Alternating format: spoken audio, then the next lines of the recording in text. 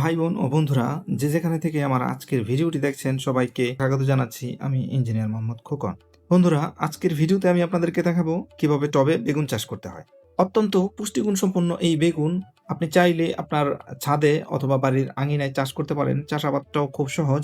আজকের ভিডিওতে আমি আপনাদেরকে বেগুন চারা লাগানোর জন্য মাটি প্রস্তুত, এর সার প্রণালী বিস্তারিত আলোচনা করব এবং সবশেষে বেগুন হারভেস্ট করে আপনাদেরকে দেখাবো। তো চলুন ভিডিও শুরু করি।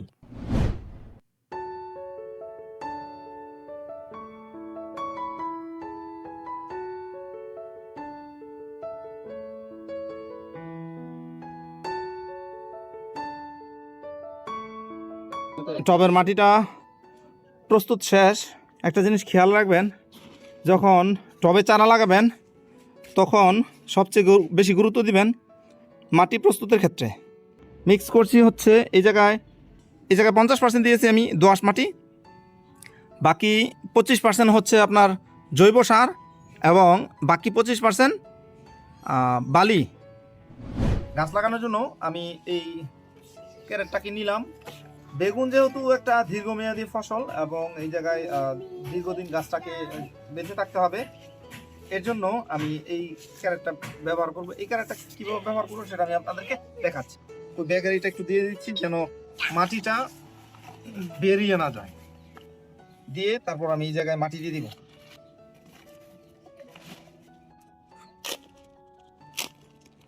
এই গাছটা আপনি নিজে উৎপাদন করতে পারেন, এই বিষয়ে আমাদের চ্যানেলে একটা ভিডিও আছে, দেখে নিতে পারেন। গোড়ার মাটিগুলোকে আমি সামান্য একটু আলগা করে দিয়েছি যেন শিকড়গুলো বের হতে পারে।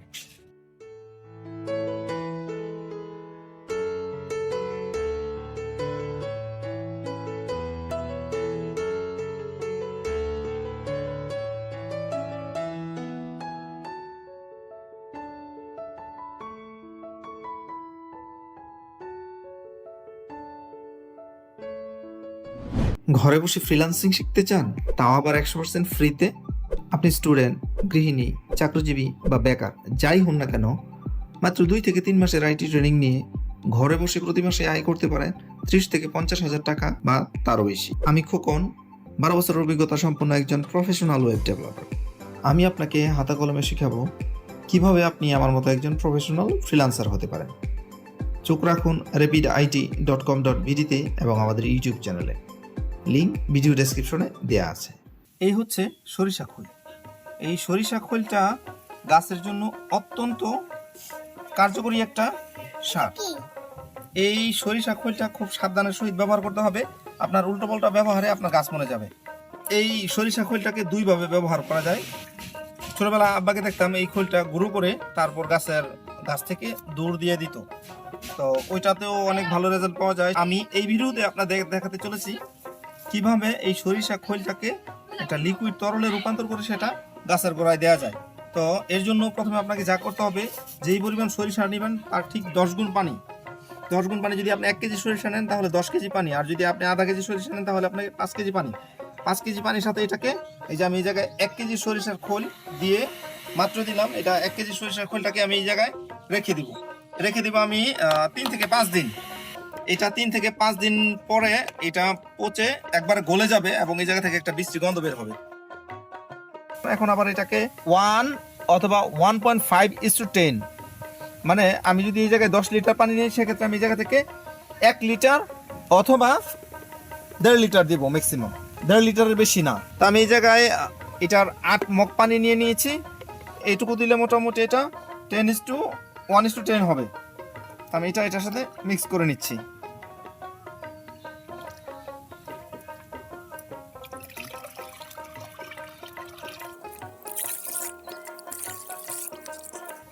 এখন এই মিশ্রণটা আমি এই গাছগুলোতে দিব। গাছে দেওয়ার আগে 2 ঘন্টা আগে গাছের গোড়ায় নর্মালি যেভাবে পানি দেওয়ার কথা আমরা ওইভাবে গাছের গোড়ায় পানি দিয়ে গাছের গোড়াকে ভিজিয়ে নিব 1 থেকে 2 ঘন্টা আগে। মনে রাখবেন, খুব মানে গাছের গোড়ায় পানি নেই, খড়খড়া গাছ, এমন গাছের গোড়ায় এই খৈল দিলে সেটা গাছের জন্য ক্ষতিকর হবে। এর জন্য আগে পানি দিয়ে ভিজিয়ে নিতে হবে। তো এখন আমি আমার মিশ্রণটা আমি গাছের গোড়ায় দিয়ে দেবো। আমি আগেই 2 ঘন্টা 1 থেকে 1.5 ঘন্টা আগে পানি দিয়ে ভিজিয়ে নিয়েছি। এখন আমি খোলগুলো দিয়ে দিব। আর এই খোলটা এমনি স্বাভাবিক মাত্রায় আমি দেব এবং এটা সপ্তাহে আমি 2 দিন দেব।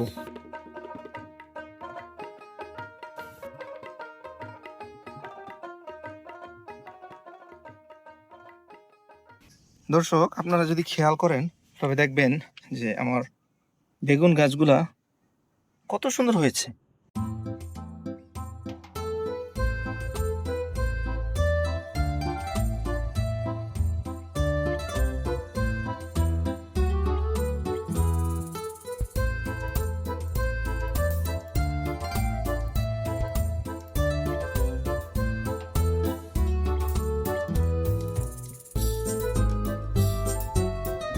আমার পাশাপাশি দুইটা গাছ আছে, আমি এই গাছটিতে সার দিয়ে ঠিক এই যে এই ছাদে টব লাগানোর জন্য যেই মাটিগুলো গুঁড়ো করে রেখেছিলাম সেই মিক্স করা মাটিটাই আমি সার দেওয়ার পরে এই জায়গায় 2 থেকে 3 ইঞ্চি পরিমাণ স্তর করে মাটিটা দিয়ে দিয়েছি।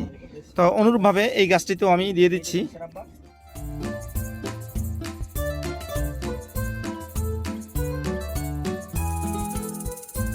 যদি এমন দুইটা গাছ লাগিয়ে এমন সামান্য কিছু পরিচর্যা করতে পারেন তাহলে এই দুইটা গাছের বেগুন আমি মনে করি যে একটা পরিবারের এই বেগুনের যেই সবজিটা এই সবজির চাহিদাটার জন্য এনাফ।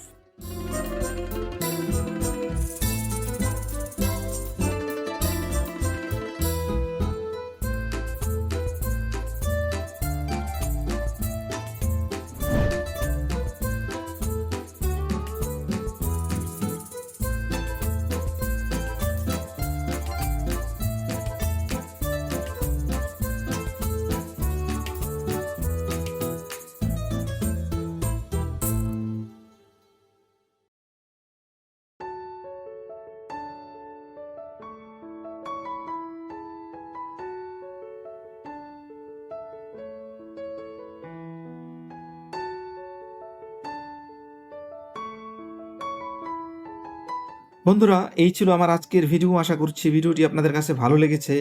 শীঘ্রই দেখা হচ্ছে নতুন কোনো ভিডিও নিয়ে। সে পর্যন্ত সবাই ভালো থাকবেন, সুস্থ থাকবেন। আল্লাহ হাফেজ।